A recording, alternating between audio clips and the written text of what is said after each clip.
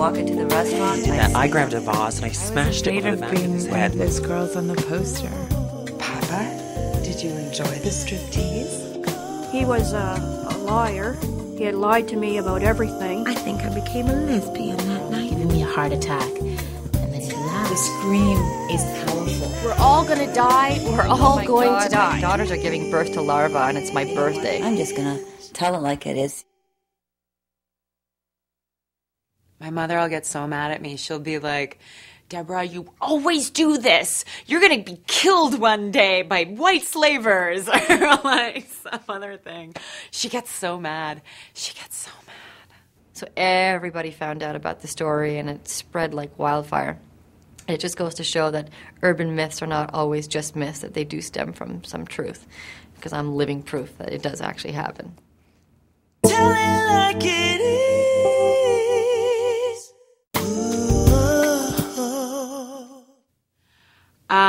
Okay, so I had been living in New York for 3 years, and I was ready to come home. And it was my last week of work, and as I'm having my last night, a guy who shared the workspace with us came in and said, oh, it's your last night. I'm really sad to see you go, blah, blah, blah, blah, blah. His name's Todd.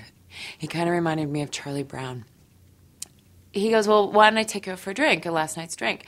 I said, okay. So we went down and we had a drink, and we proceeded to get really hammered. When I was 20 years old, my family and I, and my boyfriend at the time, went down to South America for a Christmas vacation. This was something that we did quite often with the family. Every Christmas we'd go somewhere new. I had a bite on the back of my leg that I'd gotten from the vacation, and it was like a mosquito bite. It was really itchy, but, you know, I just figured it was a bite, and I ignored it. Except weeks later, it was still there, and it was actually very persistently itchy, and it got progressively more itchy. And so as we continued to drink, I let it slip that I had a crush on him. I said, you know, when I first started working here, I just thought you were really cute, and I had a crush on you. And he goes, really? I had a crush on you, but I never thought that you wanted anything, so I didn't do anything. And I said, I never thought you wanted anything. And when I came home one night, I realized that I was talking with my sister, and she had the same thing in the back of her neck. She also had a bite. And she was telling me the same symptoms were happening to her, that it was just getting progressively itchy and it wasn't going away. I don't know what we were talking about. We could have been talking about traveling or just doing crazy things. But he says to me, kind of out of the blue, he says, you know what, I've been meaning to go to Atlantic City for the longest time. I've been in New York for about 4 years, and I haven't gone to Atlantic City yet. And I've always wanted to go. And I said, oh, yeah, I've never been to Atlantic City either. And he goes, you know what? I have a crazy idea. I said, what? And he goes, let's go to Atlantic City.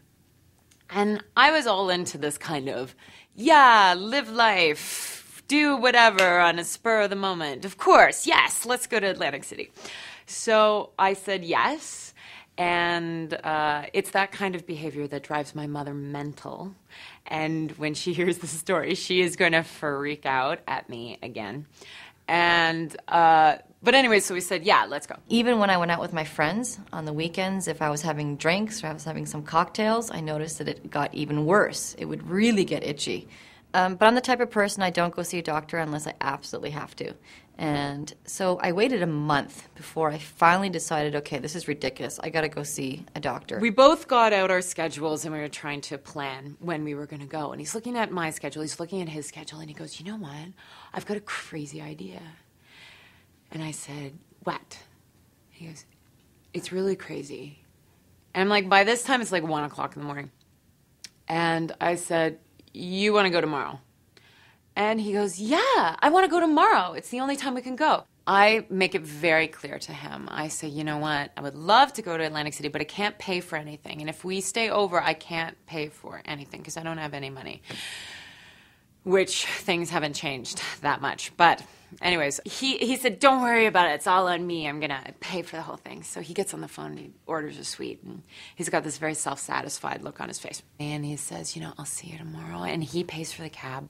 And I went to the campus doctor, and he looked at my leg, and he said, yeah, you've been bitten by something. I can't really tell what it is. So he gives me antibiotics and says, if in 10 days this doesn't go away, then you have to go to Tropical Diseases Department at the Montreal General. So I go to bed totally drunk. I wake up totally hungover, and I drag my ass to Port Authority, and he's there smiling. He's hungover too. We're both in sunglasses, and he ushers me to the bus, and he, again opens all the doors for me and is very, very attentive and very, very lovely. And we get on the bus, and both of us go to sleep, like automatically, because we're really hungover. So I took the antibiotics. 10 days later, nothing has changed. It's still the same. If anything, it would start swelling around the bite, and it was starting to pus. And my sister was telling me that she would wake up in the morning and her pajamas would have like pus and sometimes even a bit of blood on it. Atlantic City, it's like boardwalks and beach, and the beach isn't very nice, and it's like everybody's inside in these like airless, lots of lights and colors, casinos with these people playing slot machines and gambling at 12 o'clock on a Thursday afternoon. So I finally made an appointment at Tropical Diseases Department on the 1st of March, which happens to be my mom's birthday. And the night before the appointment, my best friend was over for dinner. And she was really interested in forensic science and medicine and all that kind of stuff. So I said to her, do you want to see what it looks like? And instead of pulling my pants down to show her my leg, I called my sister into the kitchen and I said, hey, Lisa, come over here and show her your neck. Because, as I said, we had the exact same thing, exact same symptoms. We took our bags up to the room. And as I put them down, we started kissing. And he lowers me to the bed, and I'm, under him kissing him. And all of a sudden I realize that the hotel room is like this 70s kind of hotel room with like geometric shapes on the bedspread, and it's turquoise and blue. And the wallpaper is just, it all reminds me of hotels that we used to stay in when my parents would take us on family trips to Myrtle Beach, which is a memory I could do without. But with that in the hotel room and the casino and the dirty beach and just like all these kind of skeevy people around, and Todd on top of me kissing me not very well, I just decided I don't want this anymore. So she comes into the kitchen, and as she puts her head forward, she's got the Band-Aid on top of this bite, but I noticed that she's got this big bump, like way bigger than mine. So we're both looking like, holy smokes, that's big. And as we pull back the Band-Aid, I notice that she's got a hole in her back, and you could put a straw or like a pencil, like that's the size of the hole. So I steered Todd kind of away from me by saying, let's save it. Like, let's not do it all now, and let's go down and just check out Atlantic City. And he's like, oh yeah, good idea. In order to get myself out of this situation with Todd, as I decided the best way to do it would be to make myself sick. So I walked right to the buffet, and I just forced food down my mouth. I went straight for the seafood, and seafood never sits well with me. And I drank and I drank and I drank and I ate just so that I could feel so sick that he wouldn't, I think it was I wanted to make myself so disgusting that he wouldn't want to have sex with me anymore. And in the hole was sticking out the head of a little white worm, and it jumps back into her back, and then this blood just comes streaming down her back. And my girlfriend and I were like, oh my God, there's something moving, oh my God, oh my God. I freaked out because I knew that whatever she had in her neck, I had the same thing in my leg. And I said, oh my God, Lisa, we're going to the hospital now. Tell it like it is. Ooh. We walked out of the elevator, and I'm continuing to go, oh my God, I'm so sick. I'm so sick. And he's like, oh, are you okay? I'm like, yeah, I don't know if there was something in that seafood that I ate, but I just feel terrible. I got into the bed, and he was all like kind of ready to go. And I'm not wearing like the sexy negligees that I'd brought up. I wore a t-shirt and I just kind of made myself, I washed all my makeup up. I wanted to look as kind of nasty as possible. And I got into the bed and he's like, are you okay? Are you okay? And like kind of rubbing my stomach. And he was trying to be really sensitive because I was sick. But it was that sensitivity that guys give you when they want to have sex with you, but they know they have to get over this hurdle. They have to show that they care. We went to the closest hospital near my house. We lived in the suburbs, so I couldn't go to the Montreal General. But when we got to the hospital there was a couple of doctors who had no clue what this was. They hadn't seen anything like it. And I could tell by their faces that they were trying to be calm and trying to tell us that, oh, no, don't worry, it's just the pus that you're seeing moving. But I knew what we saw, and it wasn't pus. That was a living being that was in the back of her neck. After a minute, he stops of me going, oh, I'm sick. And he goes, you know what, is there something you're not telling me? Because this is kind of weird. And by this point, I knew that he knew I was lying. And I said, I just don't want to do this anymore. And he goes, do what? And I'm like, I just don't want to have sex with you. That's all. That night, I could not sleep because I knew every time my leg was itchy, it's because there's some worm maggot thing crawling in my leg. And he's kind of shocked, and he pulls back, and he's like, what do you mean? I thought this was like a whole thing. And I said, yeah, well, I know, I just changed my mind. And he's like, you know, what? That was the whole point of this. You know, like, I paid a lot of money for this room. I paid a lot of money for this room and the bus to get up here, and I've paid for all that buffet, and I don't have a lot of money, and I paid for all of this. Like, what the fuck? You know what? I don't have a lot of money either, and I told you that, and I told you that I couldn't pay for anything, so that it's not my fault. I don't feel like doing it anymore, and that's it. That's final. And he just, like, crosses his arms and lays on his back and stares up at the ceiling, and then I do the same thing. I cross my arm, and we're both totally rigid in the bed. The next morning, the appointment was at 11:30, and I grabbed my sister, and I said, you're coming with me, and we got there at 9 o'clock in the morning. It's the only thing I've ever showed up so early for in my life. And she was more concerned about missing out on her hair appointment than she was about having some schmoo thing growing in the back of her neck. It also happened to be my mom's birthday that day, and she wasn't at the hospital yet, but she was on her way. And we were at the Tropical Diseases Department, and there we saw about 3 or 4 doctors who had never seen anything like this before. They didn't know what to do. They were quite confused.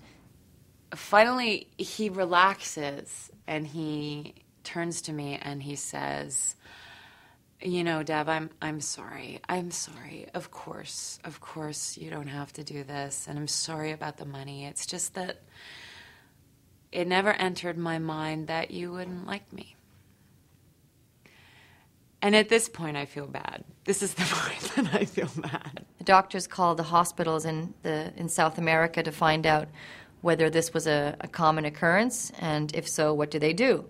And the doctors there said that, well, it's not that common. It does happen occasionally. But what they do is they take a slab of bacon, like a big piece of raw meat, and they put it on top of the hole, because that way it allows the maggot to crawl into another form of flesh, because it feeds off the blood and the flesh, and it crawls into it, and so it comes out of the skin on its own. But we didn't know that, so we had it surgically removed. After that, once the sex thing was out of the way, we began to talk. And we began to talk like regular people. And I began remembering what it was that I had a crush on him over. Because he was really sweet and really interesting, very smart and funny. And he, like, we talked about our parents, and we talked about our dreams and what had brought us to New York and what was going to, you know, drive us out. And it was quite lovely. And he goes, okay, I'm just going to watch TV for a minute. So he turns on the TV, and I, like, start getting in and to go to sleep. And he turns to me, and he goes, Deb, I have a crazy idea. And at this point, I'm sick of the crazy idea game. And I say, what? What is it, Todd? Tell me what it is. And he's like, well, I'm really horny right now, and this wouldn't involve you at all, but I'm just wondering if you would watch me masturbate. And I sit there and I think for a second, and I said to him, I wouldn't have to participate at all. And he goes, no, not at all. I thought to myself, well, like, I'm here. I might as well. Like, it's not going to bother me at all. So I just turned to him and I said, okay. And he's like, really? And I'm like, yeah, sure, why not? And he takes the cover off and he starts jerking off. The doctor started off with my sister's back and he put Vaseline on top of the hole where the maggot thing was breathing from. And he was waiting there with pinchers, like little tweezers, for it to pop its head up. And it took about 45 minutes before the doctor finally caught the head. So he starts pulling on this maggot. Now, the night that I saw it with my girlfriend, it was like the size of a rice. That's what I saw. And he's got like an erection, and his like what's giving him an erection is me watching him. So he like is looking at me to make sure I'm watching, and then looks back at himself while he continues. But he keeps getting distracted by the TV. And, like, he'll see the TV and start laughing at something on the TV and then get distracted and then start losing the erection and then looks back at me and then gets it back and keeps going and then gets distracted by the TV again. When the doctor started pulling this thing out of my sister's neck and it was suctioning up her skin upwards and it was pulling everything up, he kept pulling this thing out, and it kept getting longer and longer and longer, and I watched in absolute horror at this most disgusting, hideous thing coming out of her neck. So I said, you know what? I'm going to turn off the TV because it's distracting you. And he goes, yeah, good idea, good plan. It's really funny. Like David Letterman was on. He was like, he's just really funny today. And I'm like, yeah, he is. And then another doctor had to come underneath so that it wouldn't snap in half. And I'm watching this thing getting longer and longer. And I guess my face just completely changed because my sister is looking up at me and she's like, Hanna, please don't make that face. And I couldn't help it because it was the most disgusting, and it kept getting longer and longer. I was actually kind of getting turned on, and I thought, oh my God, I wonder if I'm going to have sex with him now. And I thought, no, I still don't want to have sex with him. But it was kind of fascinating, and like I wasn't into the TV at all. I was totally studiously watching what was going on. And so then it took a third doctor to come underneath there as well. So now you have 3 doctors holding with pinchers this elongated larva maggot, like big white fat juicy thing with black hairs all around it and had 2 little antennas. And then when they pulled that thing out, I started freaking out. He finishes the job and he's like, has this huge orgasm, and he's like afterwards going, that was so great. That was so fantastic. God, and he got this really self-satisfied look on his face, and he was like, I can't believe I did that, and that's really cool that I did that. And I'm like, yeah, that is really cool that you did that. And he gets up and he lights himself a cigarette and sits in the chair, and I'm like, good for you. And he goes, yeah, good for me. And I say, I'm going to bed now. Tell it like it is. And I started screaming and crying. I said, I don't care, cut me open, just do whatever you need to do, just get that thing out of my leg, please. The nurse was holding my hand, and she's like, take a deep breath, it's okay. And my mom's in the corner thinking, oh my God, my daughters are giving birth to larvae, and it's my birthday. I go to sleep, he gets in bed. 3 hours later, we wake up, we get out of bed, we get ready for our bus. And by this time, he's not opening doors for me anymore. He's not letting me go through first. He's not letting me into the elevator first. He's done with the chivalrous act. And I think, interesting how that works. I realize now that every time that I was going out drinking with my friends and it was really itchy, it would get progressively itchier the more I drank. And that's because when I was drinking the alcohol, of course, goes right to your blood, and this maggot thing was living off of my blood, and so it was getting intoxicated with me. So it was probably dancing around as much as I was, and it drove me nuts because I would just constantly scratch the leg. But you know, it was partying with me. We got into Port Authority 4 hours later, and we were both still really tired and didn't quite know what to say to each other. And he stopped and he looked at me and I looked at him and he said, "Well, thanks for the really weird time." And I said, "Yeah, that was a really weird time. Thanks." And he turned around and he went to his train, and I turned around and I went to my train, and I never saw him again. And so the doctors did the same thing with my leg. They put Vaseline on top of the hole.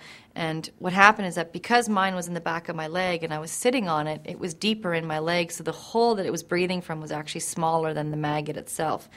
So when they pulled it out, and because it was much bigger than the hole that it was breathing from, it actually stretched the skin, and it hurt a little bit. And so I was like, and then they finally pulled it out, and they squished it, and then it died. But my sisters, they managed to keep it alive, and within 2 weeks it turned into a fly. I left New York 4 days later. 4 days later. I just brushed my hands of it.